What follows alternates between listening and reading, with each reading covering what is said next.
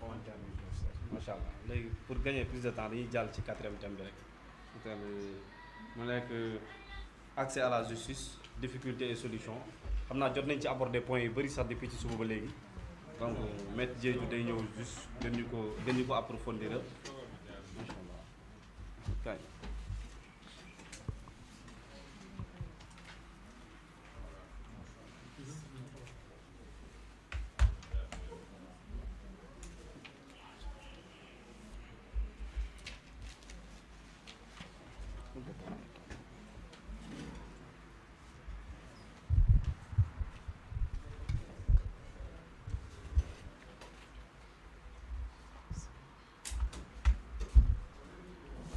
Je rappelle maître Diédhiou muy tribunal d'instance de Dakar mu nekk aussi doctorant en droit public en droit international public moo ñu defal exposé accès à la justice.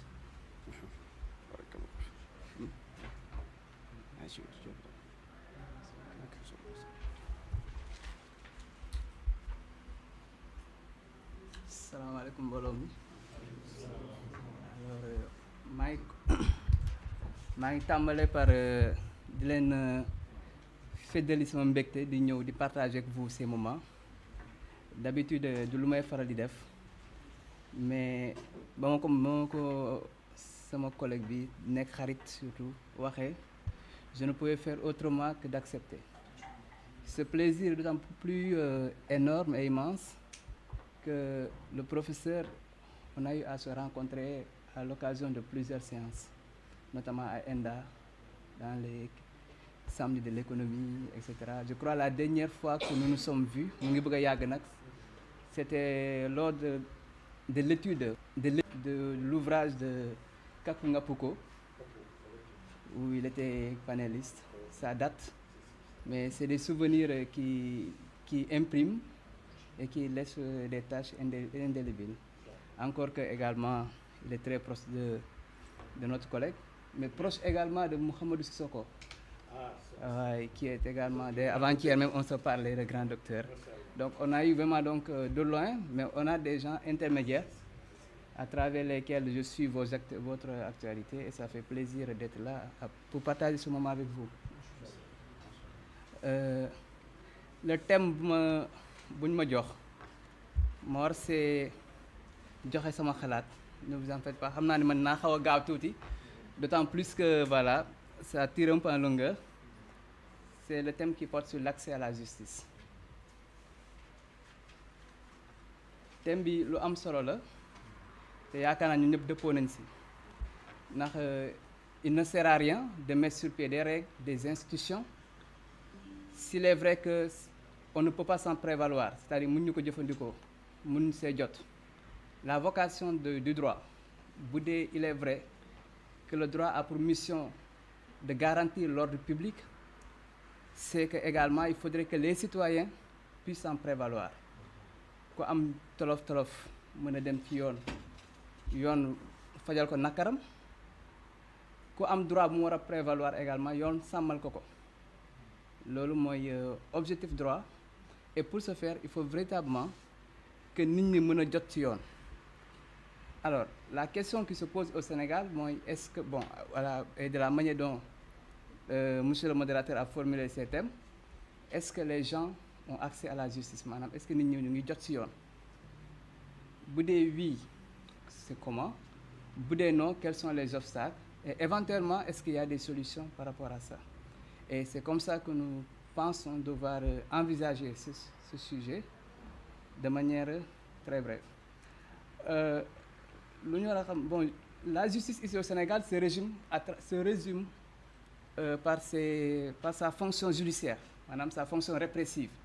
Yoon day àtte, yoon mooy fu mbaxane nekkee benn. Mais lu ñu war a xam mooy le système judiciaire sénégalais est un service public. Le débat sur l'indépendance de la justice y rebondit, puisque le service public étant un pan du droit administratif, il revient à l'exécutif, voilà, d'en assurer la continuité, mais également l'effectivité. À partir de ce moment-là, pouvons-nous parler d'indépendance de la justice? Le débat se pose et il est entier. Maintenant, chacun peut faire son opinion. Alors, mais ce que je voudrais dire ici, moi, justice Sénégal, ñaar pàcc la. am na les fonctions répressives qui sanctionnent.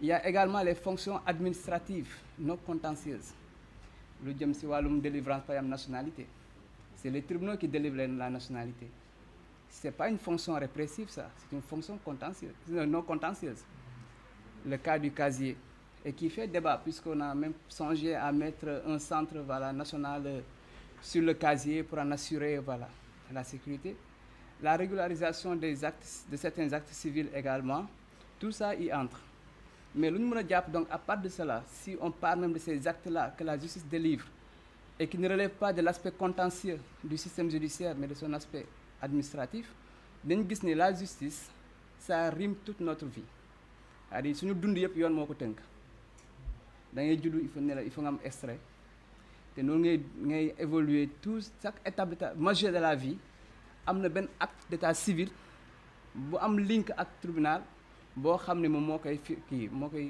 bu lay imposer bi nga war a am et ça jusqu'à la tombe parce que après la mort aussi il y a des pièces qui viennent et cetera donc suñu dund yëpp yoon moo ko tënk et pour cela il faut que ce système-là soit accessible aux justiciables alors cette question elle est encore importante puisque nit bu mën lay jot ci yoon ça devient ce qu'on appelle en français déni bon le mot déni xam nga mooy mbañ ma ne bon après il faut comprendre c'est Joola qui parle wolof donc du coup c'est pas évident c'est parce qu'il y a des Sérères même ici bon c'est pas évident que le Joola se débrouille bien en wolof n'est-ce pas mais bañ a ne pas même avoir accès à la justice c'est une défiance du système et cette défiance c'est une défiance du service public c'est pourquoi un penseur comme Louis Favoreux considère cela l'impossibilité pour un citoyen ou un justiciable d'avoir accès à la justice est un déni de justice. Que cela soit en raison de la défaillance de l'organisation ou du fonctionnement, peu importe, mais lorsque le citoyen ne peut avoir accès au système judiciaire, au service de la justice, qu'elle soit judiciaire, qu'elle soit répressive ou encore des fonctions administratives, il y a là un déni de justice qu'il faut corriger. N'est-ce pas? Alors, au Sénégal, dès les indépendances, on a compris qu'il faut que les gens puissent faire prévaloir le droit. Et mon collègue de ce matin, Mortala, en a parlé des différents textes qui ont régi l'administration judiciaire du Sénégal, à commencer par l'ordonnance de 1960 sur les règles et principes applicables dans le nouveau État devenu indépendant. Donc, ce qui fait que si on lit ce texte fondamental d'ailleurs, parce que ce texte a été en vigueur pendant plus de 20 ans, c'est en 84 que ça a été abrogé et remplacé par la loi de 84. Mais si on lit l'ensemble de ces textes-là, l'ordonnance de 60, la loi de 84, bon, l'éclatement 92, ça c'est une semi-réforme, mais la réforme de 2014 qui est venue mettre fin à la loi de 84, nañu gis ni ces principes-là d'accès à la justice ont été au cœur des préoccupations des services publics. C'est-à-dire l'État a voulu que citoyens yi mën a am accès au service public de la justice. En quoi faisant? Ils ont consacré ce principe à trois de mon point de vue, hein, parce que nit moom motul quoi man sama analyse laay joxe après les contributions d'ailleurs c'est ça même leur intérêt. De mon point de vue, d'abord au plan matériel, à travers les règles yu ñu posées. Le deuxième aspect au plan financier. Et troisièmement, des efforts au plan géographique, à travers la carte judiciaire. Alors, au plan matériel, on a dégagé des principes. Des principes yoo xam ne tey jii nii mooy garantir citoyen bi mu mën a am accès à la justice. Naa si lim quelques principes. Par exemple, l'un des premiers principes qu'on a posé, et ça depuis l'ordonnance de 1960, c'est le droit pour tout citoyen à ce que sa cause soit entendue. C'est-à-dire nit nga am problème ak lu mu munti doon nga am foo ko jooyee wala foo ko waxee te fii fi nga koy jooyee mooy tribunal, n'est-ce pas? Donc on met sur pied des règles qui permettent aux citoyens d'avoir accès au tribunal et ça indépendamment de son statut, c'est-à-dire peu importe mu nekk voilà xeet bi la bokk, diine bi la bokk wala voilà situation yax bu rëy la bokk wala bokkul ci yax bu rëy pour parler comme dans notre commode sénégalais. Donc on a consacré ce principe et dont tout Sénégalais peut en bénéficier. L'autre aspect l'autre principe qu'on a dégagé pour garantir l'accès du citoyen, c'est la garantie d'indépendance et d'impartialité de la justice. C'est-à-dire la justice en tant que service boo fa ñëwee justice warul la traiter parce que yow fii nga jóge wala fii nga bokk. Donc lii mooy la question d'ailleurs si le verdict qui a eu lieu à Saint-Louis a choqué l'opinion, parce que dans le commun des Sénégalais, les gens se sont demandé si bu dee kii bi nu mu tudd la condamnation bu sévère nu mu sévère nii, est-ce que du l'autre partie défenderesse nu mu nekkee lii moo tax. Parce que quand une justice doit être rendue, le juge doit porter ses horaires waru xool ni kii nii la mel wala kii fii la bokk, si tant est que même sax magistrat la ni moom.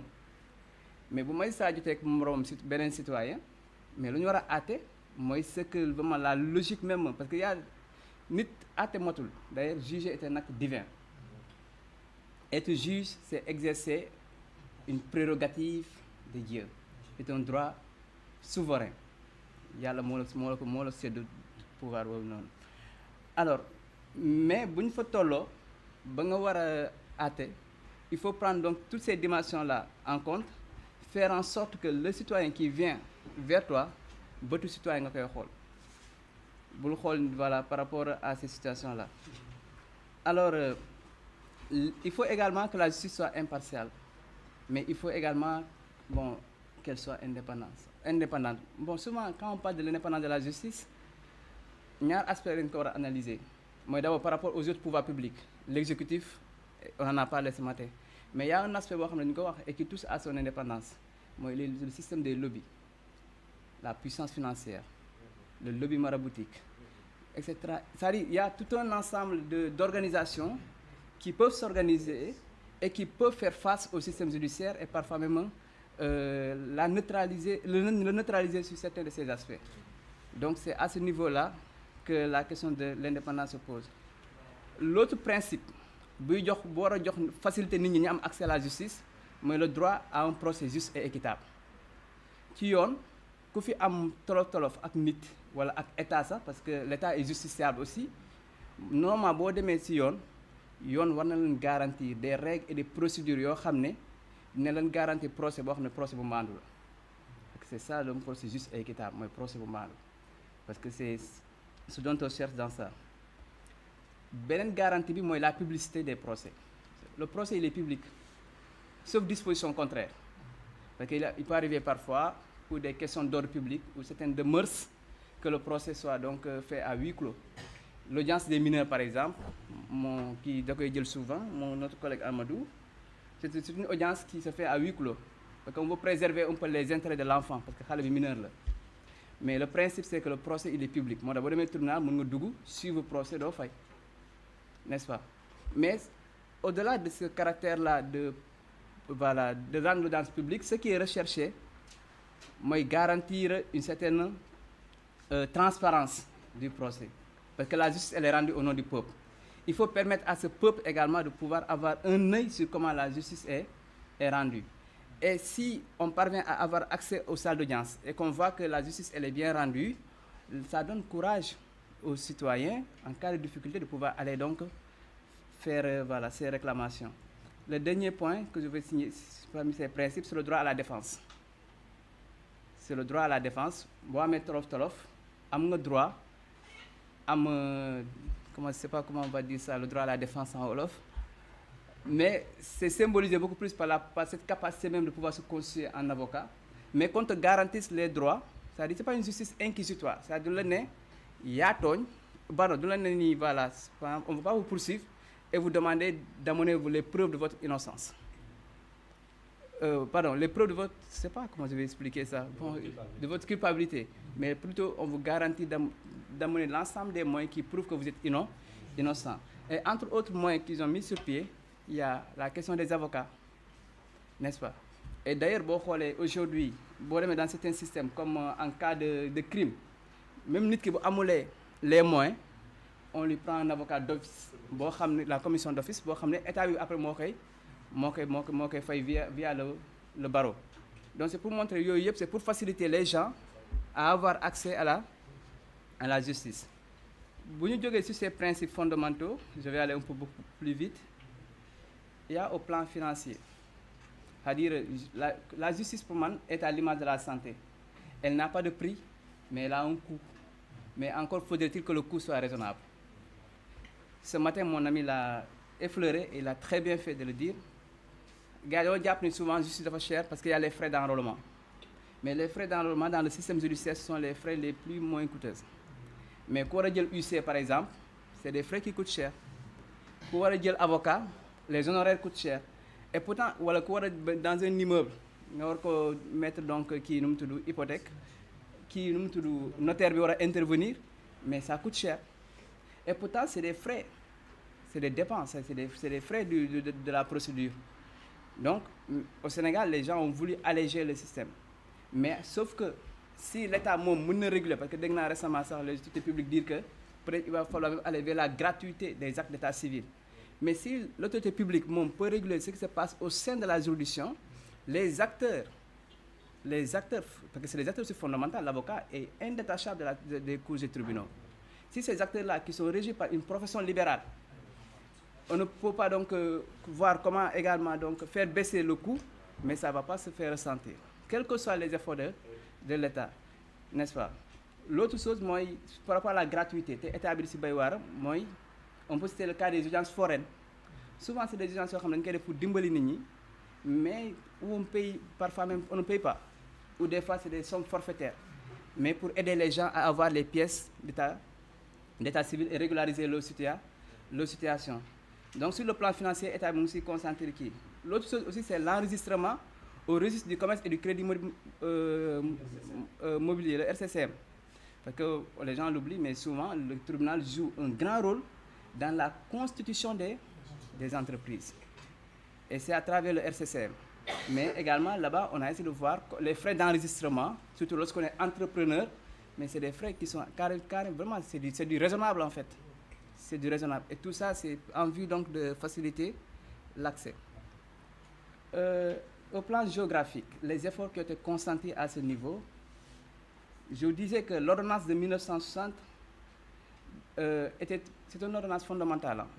C'est l'ordonnance de 1956 du 4 novembre 1960, fixant l'organisation judiciaire du Sénégal. C'est une ordonnance fondamentale parce que dans l'ordre colonial, on avait un système dual.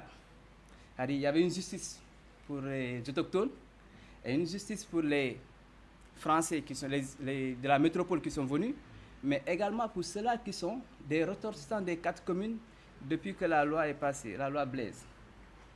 Est-ce que vous voyez? Mais c'est l'ordonnance de 1960 qui a uniformisé le système judiciaire et qui en a fait un tronc commun pour tous les Sénégalais. Il n'y a pas un Sénégalais de Dekakao, un Sénégalais de Deketar. Donc tout le monde, même les étrangers qui sont là aujourd'hui au Sénégal, sont régis par les lois du pays, à l'exception des diplomates. Sont régis par les lois du pays. Un étranger qui fait des infractions en violation des lois sénégalaises, mais il est puni devant les juridictions sénégalaises. Donc, et ça, c'était la première innovation que la loi a fait. Ce qui est important par rapport au sujet que nous parlons, c'est la neutralisation de la stratification dans l'accès au système judiciaire.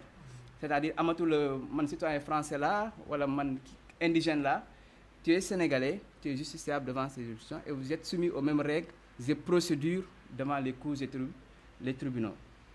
Mais cette ordonnance, quoi qu'il ait mis fin à la dualité du contentieux qui était en vigueur dans l'ordre colonial, à un moment donné de l'évolution de la population sénégalaise, parce que après plus de 20 ans, on a jugé nécessaire de remplacer l'ordonnance par la loi de 84, 19 du 2 février 1984 portant organisation judiciaire du Sénégal.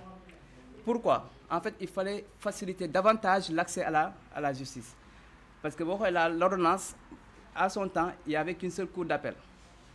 Et dans les juridictions, on le trouvait dans les chefs-lieux de région. Et une seule cour suprême. Mais au moins, la loi de 84 avait le mérite de s'arrimer à la carte administrative. C'est-à-dire la carte judiciaire, tegouko sur la carte administrative.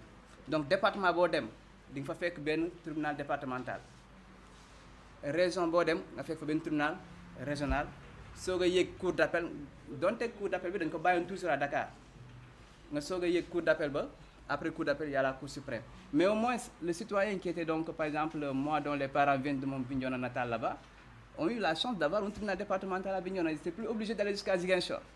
Mais voilà, et ça c'était donc un grand pas. Alors cette loi sera en vigueur jusqu'en 2014 et sera remplacée par la loi donc de 2014 du 3 novembre 2014 et pour moi c'est la loi maintenant qui a plus répondu à la sociologie judiciaire du Sénégal. Parce que contrairement à la loi de 64 boo xam ne dafa ñëw tënku sur la carte administrative, la loi de 2014 va essayer d'implanter les juridictions suivant le volume du contentieux et de la population. C'est-à-dire fu contentieux bi gën a amee solo ni samp fa juridiction fu population bi gën a bëree ni samp fa juridiction. C'est ça qui fait que par exemple aujourd'hui Dakar nga xam ne ay jamono benn tribunal régional rek la am parce que les tribunaux régionaux ce sont ceux-là qui sont devenus aujourd'hui les TGI. Dakar ay jamono benn tribunal régional amoon moo ko affaire ba Rufisque mais boo leen seetloo léegi il y a un tribunal régional un TGI à Dakar un TGI à Pikine Guédiawaye un TGI à Rufisque et les gens se demandent même est-ce qu'il y aura pas un TGI à Keur Massar. Boo demee dans Thiès il y avait qu'un seul tribunal régional mais aujourd'hui Thiès a 2 juridictions. Il y a le TGI de Mbour et le TGI de Thiès parce que Mbour ça moo contentieux en réalité Thiès. Est-ce que vous voyez? On va à Diourbel par exemple, également on a prévu 2 TGI. L'autre a été l'autre n'a pas été encore été, c'est prévu mais c'est pas installé. C'est le TGI de Mbacké. Parce qu'on a vu à un moment donné que Diourbel mënul couvrir aujourd'hui ce qui se passe entre Touba et Mbacké. Donc à Touba et Mbacké, il faut un TGI. Tivaouane génne ñu fa TGI. Non, Thiès en a 3 aujourd'hui parce que le TGI de Tivaouane même commence à fonctionner. Donc vous voyez, et ça c'est la population et le volume du contentieux de la raison qui a conduit donc à ça. Et le but poursuivi ici, c'est véritablement de faciliter l'accès géographique. Donc les gens ne sont plus obligés de quitter Mbour pour dem ba Thiès. Non, vous êtes à Nianing, vous partez à Mbour. Vous ne serez pas à Thiès, etc., etc. Donc je pense qu'à ce niveau, voici les efforts qui ont été consentis par les gouvernants pour garantir l'accès à la justice aux citoyens. Sauf que maintenant, il y a des obstacles. Comme toute œuvre humaine, elle est imparfaite.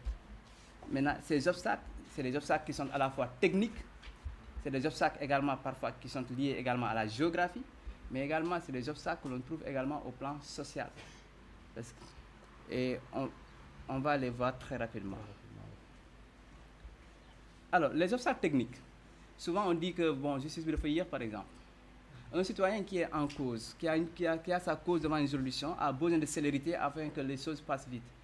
Parce que moom peut-être am na beneen procédure bu mu war a enclencher et cetera. Je prends l'exemple par exemple en matière successorale hérédité ku góor ki gaañu bàyyi fi njabootam ak soxna si mais fonctionnaire la woon am yaakaar toucher la rente voilà et éventuellement la pension. La dame amul activité mais kooku la dame là elle a besoin que la procédure se fasse vite mu mën a jël ses papiers dem déposer ko trésor ni mën ko programmer pour la mu jot si pension jëkkër ji mu mën see dundal njaboot bi mais kooku bu dossier bi yàggee juridiction mais ça pose problème pour la famille. Est-ce que vous voyez?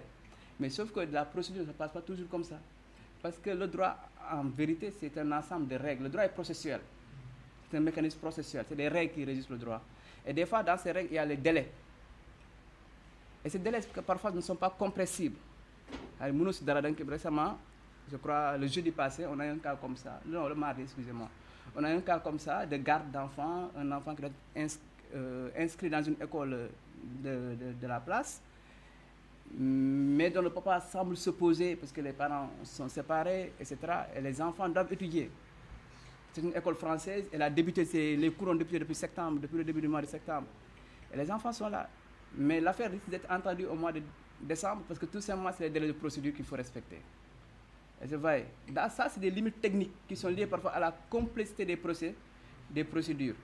Et souvent, on le dit, le temps de la justice n'est pas le temps des hommes ou des politiques. Les gens n'aiment pas trop y croire, mais il y a une partie qui est vraie en réalité. Bon, de mon point de vue. Après, c'est un débat quand même. Alors, Alors, à cela, on peut y mettre les limites géographiques. Parce que moi, je dis, en fait, on constate que la loi de 2014, on n'est pas allé jusqu'au bout de la loi. Puisque déjà, on le dit, c'est-à-dire, d'abord, au niveau des cours d'appel, on n'a que 6 cours d'appel. Les cours d'appel coiffent en réalité les régions naturelles. Par exemple, vous prenez la région de Casamance, de Ziguinchor, la région naturelle de Casamance, n'a qu'une seule cour d'appel, qui est à Ziguinchor, et qui couvre Kolda, qui est à plus de je ne sais pas combien de kilomètres de Ziguinchor. Est-ce que ça donne donc aux citoyens, vous demandez en première instance au TGI de Kolda, vous pouvez dem défi appel, mais du coup, s'il n'a pas les moyens. N'est-ce pas?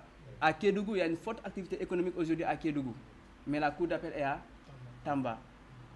Et c'est vrai. Dakar, c'est beaucoup plus simple, parce que Dakar, c'est une petite région, les moyens de transport existent, et puis les grands cabinets d'avocats sont là aussi, donc Dakar, ça peut se comprendre. Mais dans les régions, quand même, vouloir maintenir, Matam aussi, c'est la même chose dans la région du Nord. Tout le monde bascule jusqu'à Saint-Louis, parce que Saint-Louis couvre Louga, couvre voilà, la région de Saint-Louis, et couvre la région de Matam. C'est trop. Diourbel est couvert, la région de Diourbel est couverte par Thiès. Donc quelqu'un qui quitte Mbaké pour faire appel doit aller jusqu'à Thiès. Ouais, donc l'organisation des cours d'appel peut-être est à revoir. Mais également, si nous suivons la logique de la loi de 2014 sur le volume du contentieux et la densité de la population, moi je suis au TI hors classe de Dakar, mais j'avoue que nous croulons sous le poids des dossiers. Parce que la région de Dakar, c'est la région la plus peuplée du Sénégal, le département de Dakar.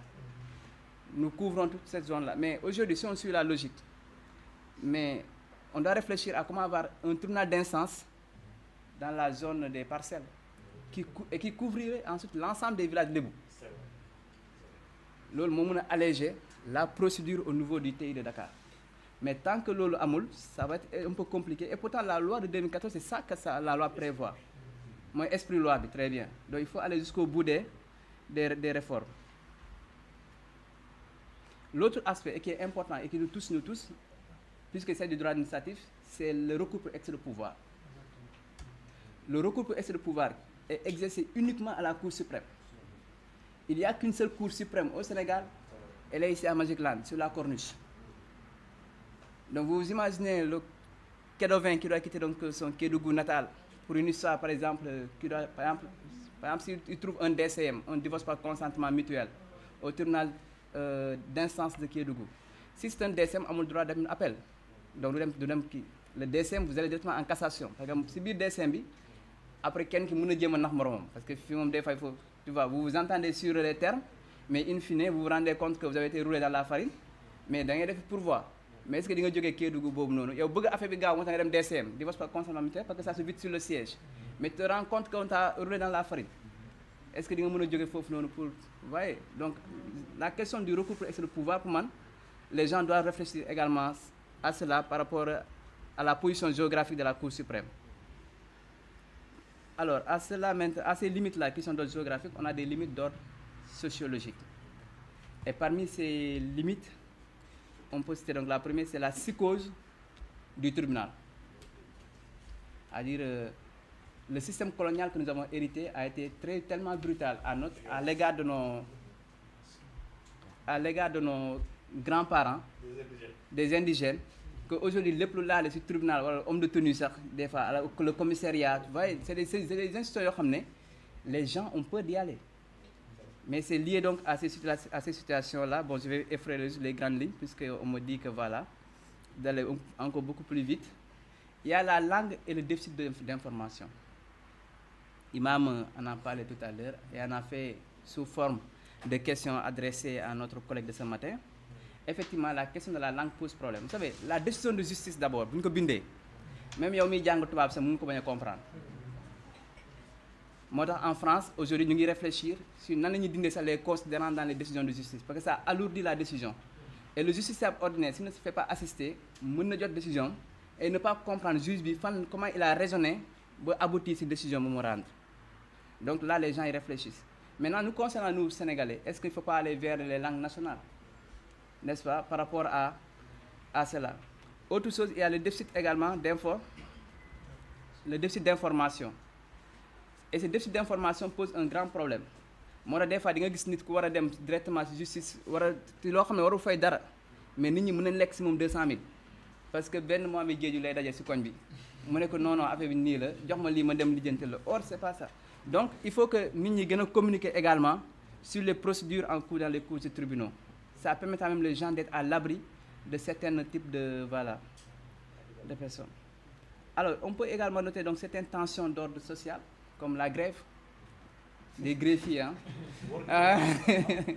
La grève des greffiers qui voilà bon, les gens ils réfléchissent hein. Est-ce que les greffiers doivent aller en grève aujourd'hui fu dëkk bi toll donc et qui pénalise en fait par exemple la dernière grève quand même a causé beaucoup de préjudice à l'égard des justiciables parce que ça n'a pas été une grève perlée. On pourrait dire ce que la doctrine appelle la grève sauvage, puisqu'ils ont enchaîné sur la... C'est eux, hein, c'est pas moi. non, je taquine, c'est nous tous. L'autre limite, c'est le manque de personnel et d'infrastructures au sein des juridictions. Franchement, les tribunaux font entrer beaucoup d'argent, parce que chaque décision de justice, quand même, donne droit à des frais de délivrance. Vous voyez. Mais c'est des milliards hein, que les juridictions font entrer dans les caisses de l'État chaque mois. Mais si vous entrez dans les juridictions, ici à Dakar, quand même, c'est plus ou moins tannant, quoi. Mais allez-y à Kaolack. Moi, j'ai fait mon stage à Kaolack. Allez-y dans d'autres juridictions. Mais dans les régions, c'est difficile, en fait. Les gens travaillent dans des conditions. Et c'est là où, parfois, où on envie un peu l'administration des impôts. Les gars, ils ont besoin de quoi. Parce que d'abord, ils pensent au confort. Mais ils ont raison d'une part. Hein. Alors, donc, ce sont là un ensemble de difficultés qui font qu'il faut trouver des solutions que je vais brièvement également lister. Alors, parmi les solutions, pour moi, d'abord, il faut renforcer la proximité et l'équité sociale. J'en parlais à propos des cours d'appel, à propos de la Cour suprême, mais également, selon certaines zones qui sont fortement peuplées, comme cette partie-là, nord de Dakar, à partir des parcelles, les villages Lebou. Pour moi, franchement, parcelle doit avoir un tribunal d'instance. Un tribunal d'instance qui viendra en appoint à l'autre tribunal qui est déjà existant et qui lui va couvrir de Grand Yoff à la Médina jusqu'au plateau. Ça va beaucoup alléger. Faire des efforts pour installer les juridictions qu'on n'a pas encore installées, comme Baké, parce que vraiment de ce côté-là, les gens en ont également besoin, n'est-ce pas?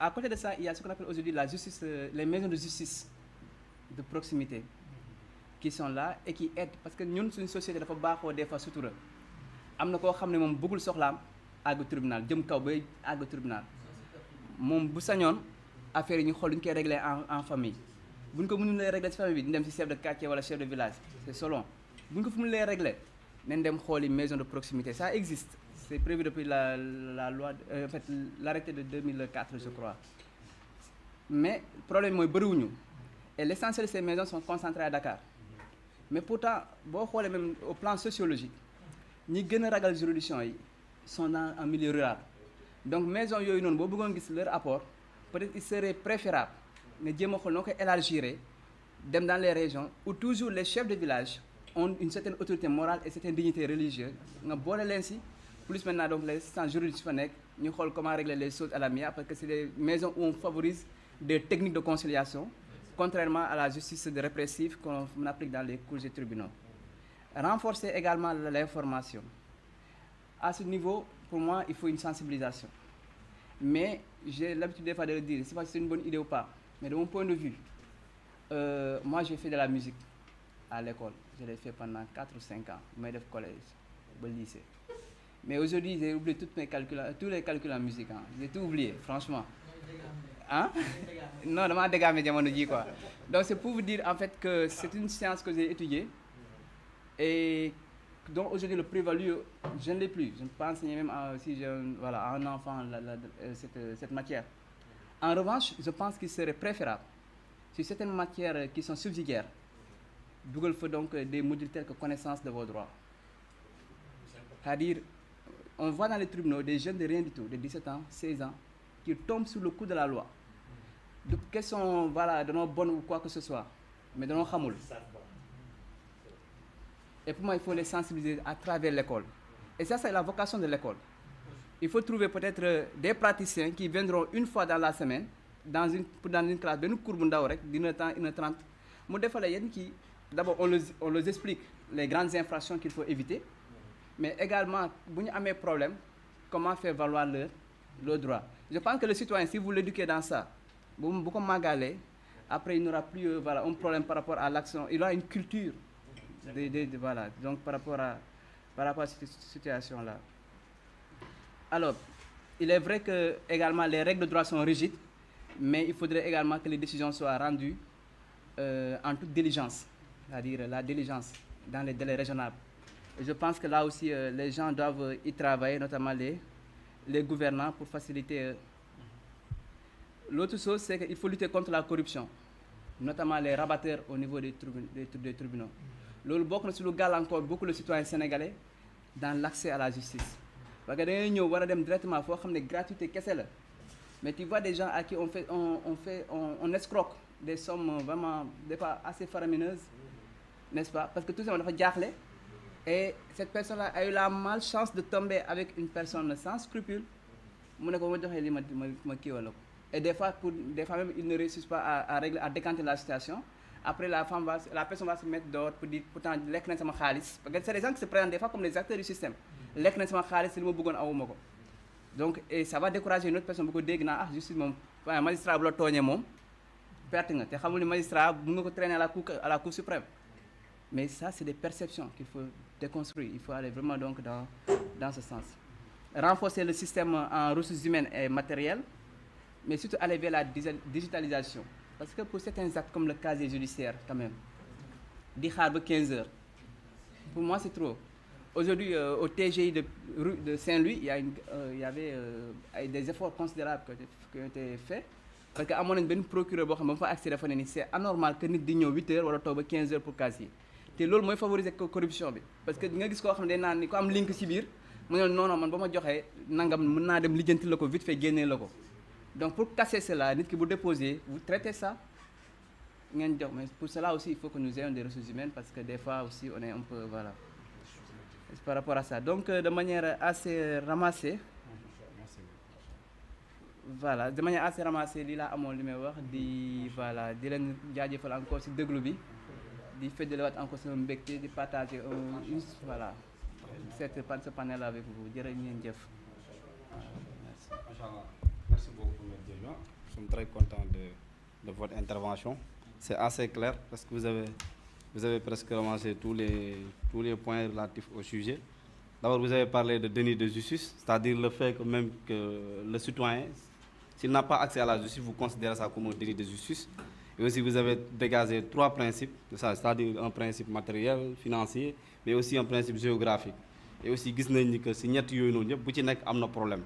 Problème principe matériel bi vous avez soulevé par exemple le droit à la défense, la commission des avocats, c'est des coûts très élevés, n'est-ce pas? Il y a aussi l'aspect financier, donc mais surtout l'aspect géographique aussi. Donc il y a vraiment beaucoup de choses à régler, surtout vous l'avez tantôt souligné, la Cour suprême, le fait que le recours en cassation, n'est-ce pas? Le citoyen a la possibilité que de saisir la Cour suprême, or qu'on sait que pour quelqu'un qui habite à Kédougou ou à Tamba, c'est pas du tout évident. Mais vous avez aussi soulevé les obstacles liés à l'accès à la justice. Les obstacles sont techniques, liés au délai de procédure, des obstacles aussi liés à la géographie, n'est-ce pas? Vous avez soulevé les cours d'appel, n'est-ce pas? Donc il faut un élargissement de la carte judiciaire sur ce point. Donc, et aussi vous avez soulevé l'obstacle, la langue, que vous considérez comme un obstacle souvent. Donc il faut peut-être penser à intégrer les langues nationales. Vous avez aussi souligné le problème de l'information, accès à l'information. Les citoyens ne connaissent pas du tout les procédures. Donc comme vous le dites, le droit c'est un ensemble de règles et de procédures à respecter, n'est-ce pas? Il y a aussi le problème de la grève. Oui, là aussi c'est un point, même si voilà, les greffiers, ça s'adresse un peu. Peut-être il faut penser à faire des greffiers, peut-être comme les magistrats, oui, c'est-à-dire voilà, qu'ils n'aient pas le droit d'aller en grève. Peut-être en contrepartie maintenant, voilà, d'une situation beaucoup plus... voilà. Donc en quelque sorte, voilà les obstacles soulignés. Et vous n'avez pas manqué de proposer des solutions, comme l'équité sociale, comme vous avez plaidé pour un tribunal d'instance aux Parcelles Assainies, et l'installation des juridictions déjà en construction, des maisons de justice pour les élargir surtout dans les zones rurales, mais aussi la connaissance du droit, c'est-à-dire intégrer ça dans l'enseignement éducatif dès le bas âge. Donc je pense que c'est très important. Il y a aussi la diligence, c'est-à-dire, là vous parlez un peu des délais, c'est-à-dire qu'il y ait un délai raisonnable pour que le citoyen puisse disposer de son acte divers. Il y a aussi l'aspect lié à la corruption, la solution. Donc vous avez donné comme solution peut-être je dirais un peu de chasser tous les rats du tribunal, comme on l'appelait à l'école, les rats du tribunal. C'est-à-dire, c'est ce qui, voilà, moi, d'orchestre, il est juridiction. Voilà, il y a aussi donc, la digitalisation, je pense que... la digitalisation, bon, actuellement, on peut dire que voilà, c'est une exigence. Voilà, donc ça ne doit pas être un luxe, parce que c'est une nécessité.